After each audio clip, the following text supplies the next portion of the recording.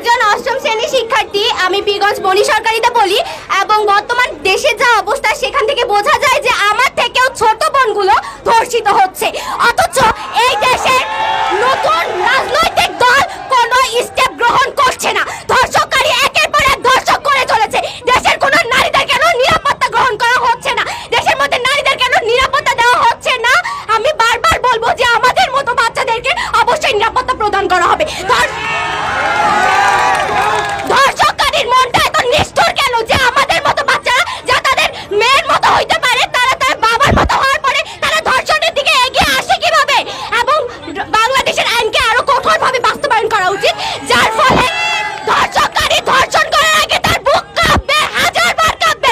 কারণ একজন নারীকে কতটা কষ্ট করে বাঁচিয়ে থাকতে হয়, সমাজের সাথে লড়াই করতে হয়, তা সেই ধর্ষককারী জানে না। আর যদি জানতো তাহলে সেই নারীকে ধর্ষণ করা তো দূরের কথা, তার পাশ দিয়ে হেঁটে যাতে তার বুক কাঁপতো।